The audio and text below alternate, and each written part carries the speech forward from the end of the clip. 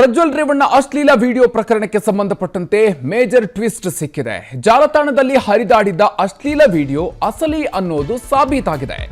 Editing ಮಾಡಿಲ್ಲ, morphing ಮಾಡಿದ್ದಲ್ಲ ಅನ್ನೋದು ಎಫ್ಎಸ್ಎಲ್ ವರದಿಯಲ್ಲಿ ದೃಢಪಟ್ಟಿದೆ. ಜಾಲತಾಣಗಳಲ್ಲಿ ಹರಿದಾಡಿದಂತಹ ವರದಿ ಈ ವಿಡಿಯೋಗೆ ಸಂಬಂಧಪಟ್ಟಂತೆ ಎಡಿಟಿಂಗ್ ಮಾಡಿಲ್ಲ, ಮಾರ್ಫಿಂಗ್ ಮಾಡಿಲ್ಲ ಅನ್ನೋದು ದೃಢಪಟ್ಟಿದೆ. ಎಸ್ಐಟಿ ಎಫ್ಎಸ್ಎಲ್ ವರದಿಯನ್ನು ಪಡ್ಕೊಂಡಿದೆ. ಈ ಅಂಶ ಇದರಲ್ಲಿದೀಗ ಬಹಿರಂಗ ಆಗಿರೋದು. ವಿಡಿಯೋಗೆ ಯಾವುದೇ ಆನಿಮೇಷನ್, ಗ್ರಾಫಿಕ್ಸ್ ಆಗಿಲ್ಲ ಅನ್ನೋದು ಖಚಿತ ಆಗಿದೆ. ಅಶ್ಲೀಲ ವಿಡಿಯೋದಲ್ಲಿರುವ ವ್ಯಕ್ತಿ ಬಂಧಿತ ಆರೋಪಿಯೇ.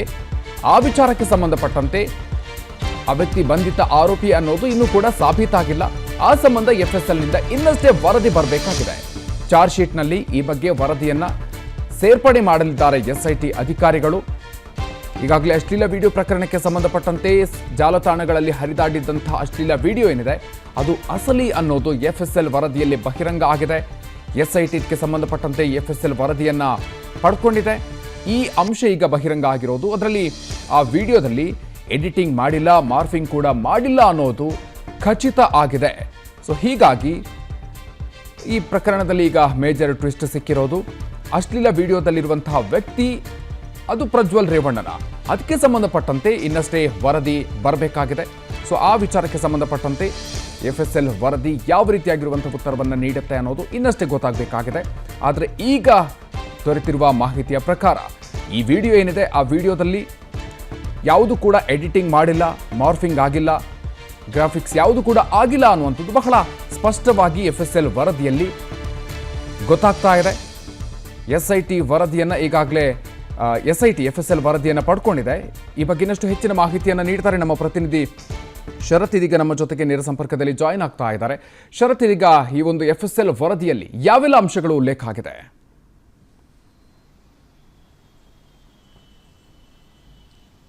ಖಂಡಿತವಾಗ್ಲೂ ಮಧುರ್, ಪ್ರಜ್ವಲ್ ರೇವಣ್ಣನವರದು ಅನ್ನಲಾದಂತಹ ಅಶ್ಲೀಲ ವಿಡಿಯೋ ವೈರಲ್ ಪ್ರಕರಣಕ್ಕೆ ಸಂಬಂಧಪಟ್ಟಂತೆ ಸಾಕಷ್ಟು ಅನುಮಾನಗಳು ಹರಿದಾಡ್ತಾ ಇದ್ವು. ಅದಾದ ನಂತರ ಲೈಂಗಿಕ ದೌರ್ಜನ್ಯ ಮತ್ತೆ ಅತ್ಯಾಚಾರ ಪ್ರಕರಣಕ್ಕೆ ಸಂಬಂಧಪಟ್ಟಂತೆ ಪ್ರಜ್ವಲ್ ರೇವಣ್ಣ ಅವರನ್ನ ಅರೆಸ್ಟ್ ಮಾಡಲಾಗುತ್ತೆ. ವಿದೇಶಕ್ಕೆ ಹೋಗಿದಂತಹ ಪ್ರಜ್ವಲ್ ರೇವಣ್ಣ ಅವರು ದೇಶಕ್ಕೆ ಮರಳಿ ಬಂದ ನಂತರ ಅವರನ್ನ ಅರೆಸ್ಟ್ ಮಾಡಲಾಗುತ್ತೆ. ಇದೀಗ ಸದ್ಯದ ಮಟ್ಟಿಗೆ ಬಂಧನದಲ್ಲಿ ಕೂಡ ಇರುವಂತದ್ದು.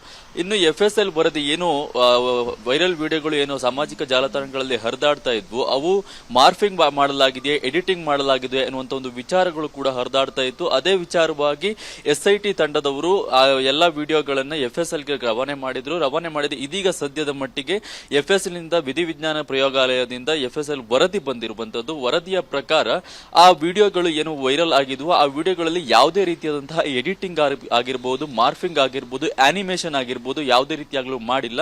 ಅದು ನಿಜವಾದ ವಿಡಿಯೋ ಎನ್ನುವಂತ ಒಂದು ವಿಚಾರ ಬೆಳಕಿಗೆ ಬಂದಿದೆ. ಆದರೆ ಈಗ ಸದ್ಯದ ಮಟ್ಟಿಗೆ ಬಂಧಿತ ಆರೋಪಿ ಆಗಿರುವಂತಹ ಪ್ರಜ್ವಲ್ ರೇವಣ್ಣ ಅವರೇ ಆ ವಿಡಿಯೋದಲ್ಲಿ ಇದ್ದಾರಾ ಎನ್ನುವಂಥದ್ದು ಕೂಡ ಇದುವರೆಗೂ ಕೂಡ ಯಾವುದೇ ರೀತಿಯಾದಂತಹ ಕನ್ಫರ್ಮೇಶನ್ ಇಲ್ಲ. ಅದನ್ನು ಕೂಡ ಕನ್ಫರ್ಮೇಶನ್ ಮಾಡಬೇಕಾಗುತ್ತೆ, ಹೌದೋ ಅಲ್ವೋ ಅನ್ನುವಂಥ ವಿಚಾರಗಳನ್ನ.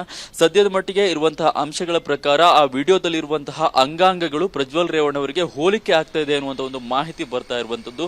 ಅದರ ಜೊತೆಗೆ ಧ್ವನಿಯ ಏರಿಳಿತ ಆಗಿರ್ಬೋದು ಎಲ್ಲವನ್ನು ಕೂಡ ಕನ್ಸಿಡರ್ ಮಾಡಿಕೊಂಡು ಅದು ಕೂಡ ಹೋಲಿಕೆ ಆಗುತ್ತಾ ಎನ್ನುವುದನ್ನು ಕೂಡ ತನಿಖೆಯನ್ನು ಮಾಡಬೇಕಾಗುತ್ತೆ. ಹಾಗೆ ನಿಖರವಾದ ಫಲಿತಾಂಶಕ್ಕೋಸ್ಕರ ಎಫ್ಎಸ್ಎಲ್ ನ ಮತ್ತೊಮ್ಮೆ ಮೊರೆ ಹೋಗುವಂತಹ ಸಾಧ್ಯತೆ ಕೂಡ ಎಸ್ಐಟಿ ಅಧಿಕಾರಿಗಳು ಇರುವಂತದ್ದು. ಮಧುಕರ್, ಥ್ಯಾಂಕ್ ಯು ಶರತ್. ಅನುಕ್ಷಣದ ಸುದ್ದಿಗಳಿಗಾಗಿ ವಿಸ್ತಾರ ನ್ಯೂಸ್ ಯೂಟ್ಯೂಬ್ ಚಾನೆಲ್ ಸಬ್ಸ್ಕ್ರೈಬ್ ಮಾಡಿ. ಹೊಸ ಸುದ್ದಿಗಳ ನೋಟಿಫಿಕೇಶನ್ಗಾಗಿ ಬೆಲ್ ಐಕಾನ್ ಕ್ಲಿಕ್ ಮಾಡಿ. ಲೇಟೆಸ್ಟ್ ಅಪ್ಡೇಟ್ಸ್ಗಾಗಿ www.vistaranews.com ವೆಬ್ಸೈಟ್ಗೆ ವಿಸಿಟ್ ಮಾಡಿ. ಅಂಗೈಯಲ್ಲೇ ಜಗತ್ತಿನ ಸುದ್ದಿ ತಿಳಿಯಲು ವಿಸ್ತಾರ ನ್ಯೂಸ್ ಕನ್ನಡ ಆಪ್ ಡೌನ್ಲೋಡ್ ಮಾಡಿ.